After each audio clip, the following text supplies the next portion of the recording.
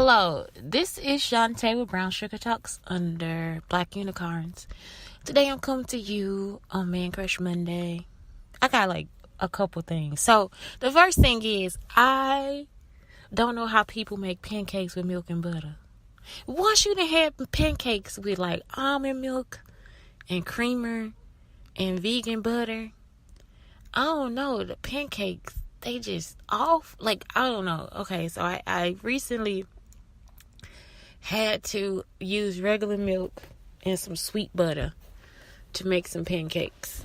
And it just did not do it justice. It was just like the justice was not served at all. It was just a mess of nothing.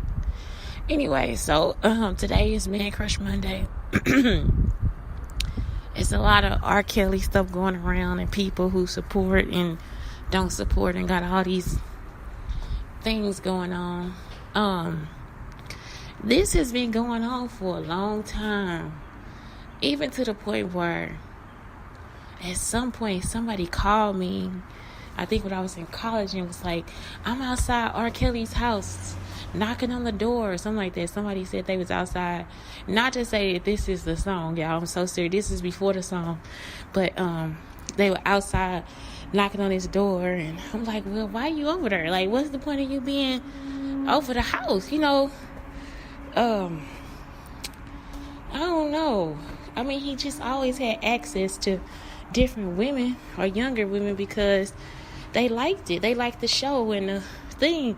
And I worked his concert, but he really never chose the women because I was shocked, like, to see how the women dressed and stuff, how they dresses roll up over their booty and how they was going out back there wanting to see him and stuff. So I didn't have to protect him. And I think that concert, that's the one where Alicia Keys opened for him.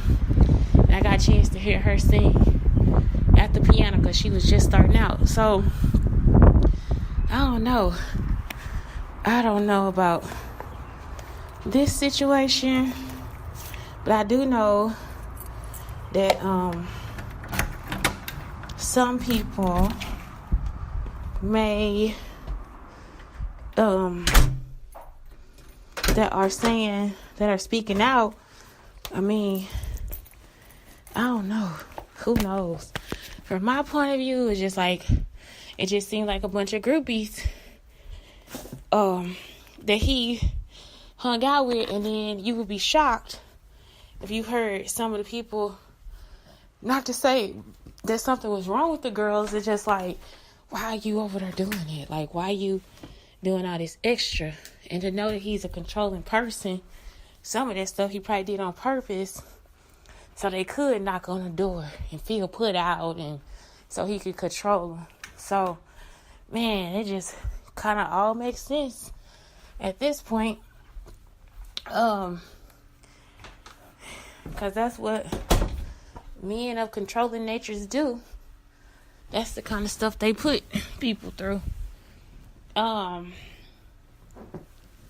Yeah. So that he probably did something. And looking at his interviews and stuff, you could see that he would try to manipulate the situation so that he wouldn't have to answer questions about everything that he was going through or everything he had done. I just never had anything to do with them. I don't know. So that was my whole thing. Like, it never was an issue for me. Like, I don't know. I just never found them. I don't know. Once I knew he married a 15-year-old, that was kind of it. That's kind of it. Anyway, and it was like 1996. I wasn't trying to touch nobody. Like, I just wasn't feeling nobody like that. Like, I wasn't trying to be nobody. I guess when I was, they didn't want me. Then the one person, I just ended up being with him forever, it seemed like. But yeah, it's just like, I wasn't really into being with dudes like that. Like, just, oh my God, he's so sexy and I want to talk to him and stuff. But anyway, I ended up in a relationship similar to what those girls went through. But I only had the nice parts, I guess, in the beginning, and then when it was like time for him to move on or trying for him to find somebody else, that's when it felt like he was trying to let me go in some kind of way. And I kept going back. I was like, I'm gonna be back. Like, it's like I felt like I was his girl. Like, I just knew I was. And I don't know, I made up stories to shock him, to like make him want me back and all this stuff, just all kind of extra. And he would come get me. That's the whole thing. It wasn't like I went there myself. I didn't have a car. And then when I did get a car, I went there like one time. But like, he would have to come get me. So it was like, okay, wait a minute. So anyway, you had those relationships. You had those times where you just like, you don't know. And for me, I just feel like, man, I was the one. That was it. Like, I didn't care about nobody else. I didn't care about who else was involved or anything like that, as long as I got to spend that time with him. And it just stopped being the same, because he wasn't the same no more. He just kept changing. He just was never the same.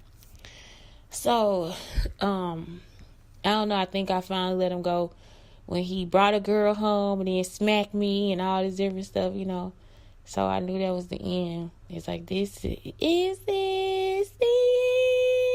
That was that one time I went to go see him. The one time I went to go hang out with him. And yes, that was the end. It was the end. And my car wouldn't start. It looked like it got stuck in the mud. I mean, we was just going through it. But that's the whole thing. It's like, I was too young, I think, to be with somebody that much older than me. And he actually waited until I turned 18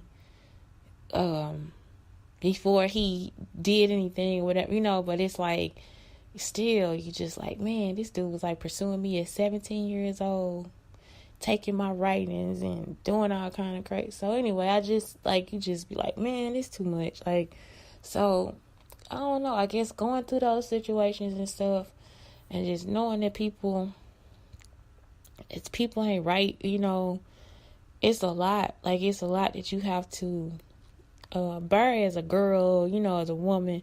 And then people come back and like, oh, it was your fault. Some of that stuff, no, it's not their fault, because they presenting you with all these good things and teaching you all this new stuff and showing you all this, and it's all so they can, in the end, try to control you, or make you feel like you can't be without it. And you can. Like, you can actually live without them. It's not, and not to say like, say no to all relationships. You don't say no to relationships. It's just, be ready for the relationship. Be ready for the person that's pursuing you and doing all those things for you to love and protect you, And if he show up, then be there for him too. So that's the whole thing. So it's like, you have to, I don't know, what I'm looking at now is just like people who saying, hey, like Master P, that's one of my Man Crush Mondays. I mean, I have everything. Like, I know all his work. He say he working on movies now, but what he's saying is true. Like, if your child in a certain place, you ain't gonna just be sitting back and waiting for him to open the door. You gonna be trying to get in there. That's the whole, like, you trying to figure out a way, okay, how do I get in there? And that's the thing. It's like, what they saying is true. Like, nobody's trying to let somebody else hurt their child. And if they do, you really do feel like, it's like, man, somebody hurt my child. Nobody's trying to have people hurt their kids like that. I don't know, like, that's what he's saying. Is like, he believe in God, he know it's true, but he's not trying to be no lifetime special. He's trying to get his child out the house, trying to get him away from him. Especially like when they like 17, 18 years old.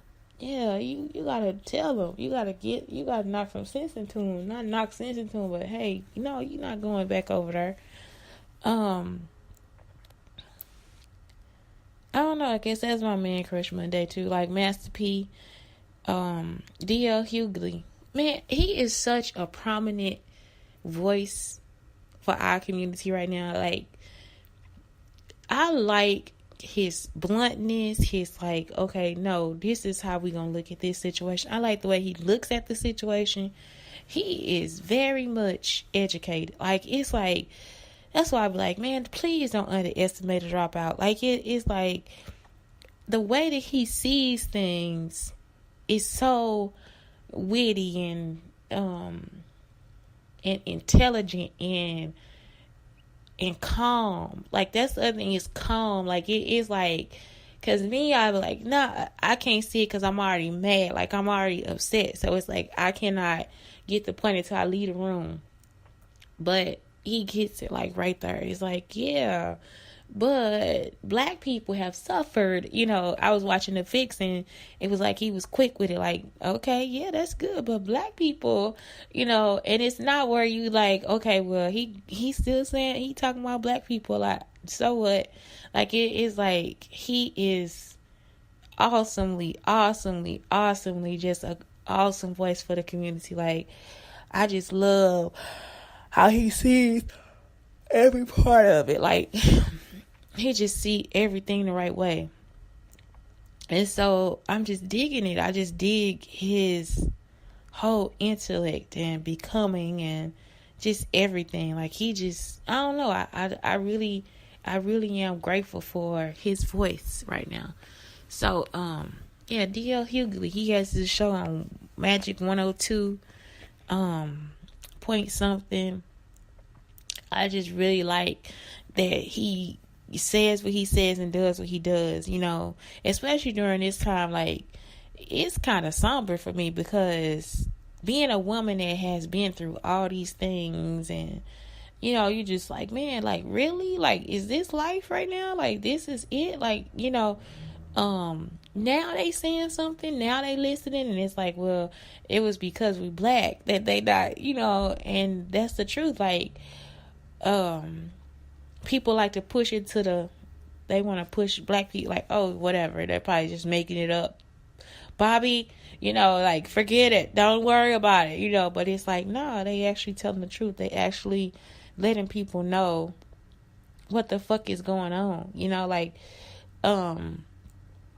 because he should not have been allowed to do that for so long. He should not have been allowed to present himself in that way for so long.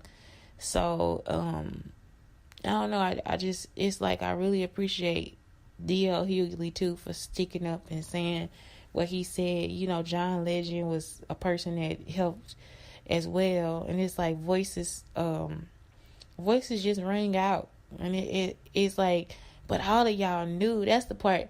I don't think that people get the part where it's like, but you knew about it. Like, you knew about it and you never said anything. You never told anybody. You never tried to get any help. But that's the other thing too. You never know what they tried to do. That's the other part that people, because there's other ways of letting people know what's going on, you know, and the whole world knew. Like, this the part, like, where it's like everybody knew. Now everybody's so shocked. Everybody's like, oh my God, this is the story. Now I'm so shocked. But you knew it. Like, you already knew what was going on. And if you didn't know, you heard about it. You know what I'm saying? Just like me, I'm telling you, like, somebody called me, but they were this is when we were in college, and they were like, R. Kelly. And I'm like, why the fuck are you telling me about this dude? Like, I don't know. Like, you know, I'm outside of R. Kelly's house. Like, okay, well, have fun. You know, like, I don't know what to do. And I'm out here and I'm knocking on the door, and he's not going to let me in. And I was like, whoa, you know, okay, I don't know what's going on. You know, I'm telling you, this is like early 2019 something. You know, I don't know. Like, but, you know, it's like, whoa, like, for real? Like, he's not letting you, like, I don't know what to tell you, you know. And then I'm like, why are you calling me? Like, that was my other thing. Like, why are you calling me? Like, I'm in Chicago, and it's like, okay, but why are you calling me? Because I didn't understand, you know. But it's like, man, y'all, this stuff been going on for a long time. And like they say, he not the only one. He is not the only one.